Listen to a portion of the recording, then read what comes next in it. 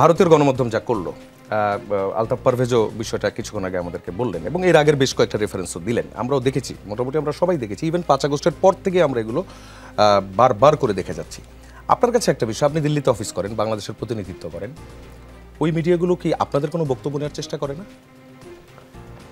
আমি আলতাফ পারভেজ ভাইয়ের কথা সূত্র ধরে একটা জিনিস ফার্স্টে বলে জবাবটা দিচ্ছি যে আমাদের কিন্তু গভর্নমেন্ট থেকে আমাদের chief adviser high representative Khalil Rahman সাহেব উনি কিন্তু এই জিনিসটা বলেছে যে এই বক্তব্যটা ডক্টর ইউনূসের মুখ থেকে যেটা এসেছে সেটা কিন্তু এসেনশিয়ালি কানেক্টিভিটি। কারণ উনি কথাটা বলেছে চীনে, উনি কিন্তু বর্তমানে এখন বিমস্টেক কি বিমস্টেক কিন্তু হচ্ছে আপনার বে অফ বেঙ্গলের আশেপাশে যে সমস্ত কান্ট্রিগুলা সেই কান্ট্রিগুলাই, এবং এই টোটাল আয়োজনটাই কিন্তু কানেক্টিভিটির কারণে। কারণ আপনার তাদের ল্যান্ডলকড যে সমস্ত 7টা রাজ্য, সেই 7টা রাজ্যের নিয়ারেস্ট বন্দর চিটাগাং, তারা তাদের স্বার্থে এই বাংলাদেশের বন্দরটাকে ইউজ করবে। বাংলাদেশের স্বার্থ অক্ষুণ্ণ রেখে তাদের উপরে একটা ট্যারিফ বা তাদের উপরে একটা শুল্ক দিয়ে সেই পণ্যগুলোকে তাদের এখানে রপ্তানি করার ব্যবস্থা করে দিবে। পুরোটাই জিনিসটা কিন্তু ওয়ার্ল্ড কিন্তু এইভাবেই ফাংশন করে আপনার। কারণ একটা বড় কান্ট্রি কিন্তু কিছু অংশ সবসময় ল্যান্ডলক থাকবে যেখানে বন্দরের কাছাকাছি অ্যাক্সেস থাকবে না। চায়নারও আছে, চায়নার ওয়েস্টার্ন চায়না, এই কারণে কিন্তু পাকিস্তানের সাথে তাদের আলাদা আয়োজন, তাই না? তো সেই ক্ষেত্রে এই পুরো জিনিসটা কানেক্টিভিটির এই পুরো ব্যাপারটাকে ইন্ডিয়ান এস্টাবলিশমেন্ট যেভাবে ইন্টারপ্রেট করে, তারা এটাকে পার্সোনালি নিয়ে, তারা ইভেন তাদের এক্সটার্নাল অ্যাফেয়ার্স মিনিস্টার উনিও ওই জিনিসটাতে সাথে স্টেটমেন্ট দিচ্ছে, এতে একটু অবাক হওয়ার মতোই বিষয়। কিন্তু এটা আসলে আপনি যেটা বললেন যে ইন্ডিয়ান মিডিয়া প্রথম কথা আপনার প্রশ্নটা জবাব দিয়েছে, ইন্ডিয়ান মিডিয়া না, তারা এখানে বাংলাদেশের হাই কমিশনের সাথে ম্যাক্সিমাম মিডিয়া যোগাযোগ করে না। কয়েকটা ভালো মিডিয়া করে, আমি নাম ধরেই বলতে পারি, Indian express news paper, the Hindu, তারপর আপনার টাইমস অফ ইন্ডিয়া, টিভির ক্ষেত্রে ওয়াইঅন, তারপর আপনার CNN নিউজ 18, NDTV, এরা করে। কিন্তু এই কয়েকটা মিডিয়া তারা বড় মিডিয়া, ভালো মিডিয়া। এই কয়েকটা মিডিয়া বাদে আমি এখন পর্যন্ত কাউকে অ্যাক্টিভলি আমাদের সাইডে যোগাযোগ করতেই দেখিনি।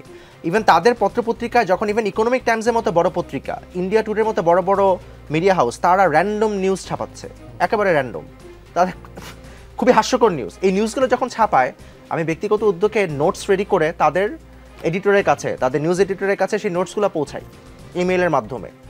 এগুলো কোনো রিপ্লাই নাই, সেগুলো ছাপায়ও না। ওটা তাদের ছাপানো দরকার, ছাপানো তো রিজয়েন্ডারও ছাপায় না। আমি নোটস পাঠিয়েছি কারেকশন বা তাদেরকে অ্যাটলিস্ট জানানোর জন্য যে আমাদের জিনিসটা এরকম না এরকম প্রবাবলি, সেটা কোনো অ্যাকনোলেজমেন্ট দেখি না।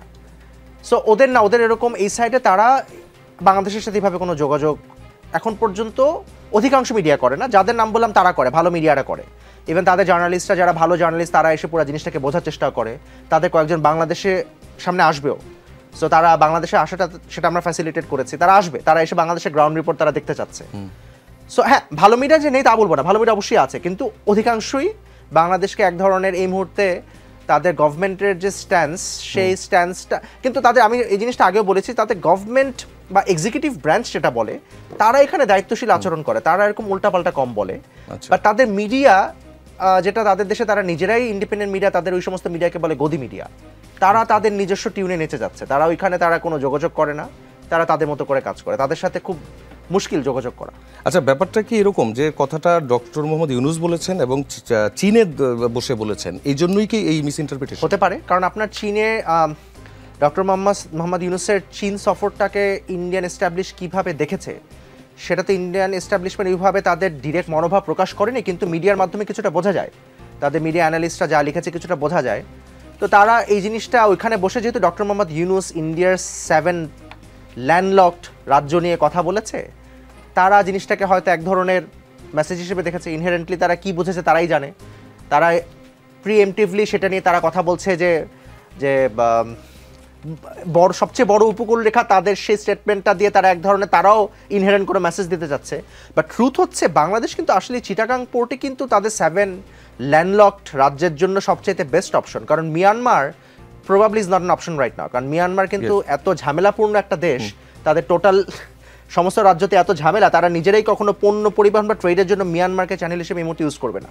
সো বাংলাদেশ আসলে এখন তাদের জন্য যে ডক্টর মোহাম্মদ ইউনূসের কথাটা কিন্তু ইনহেরেন্টলি ঠিক আছে।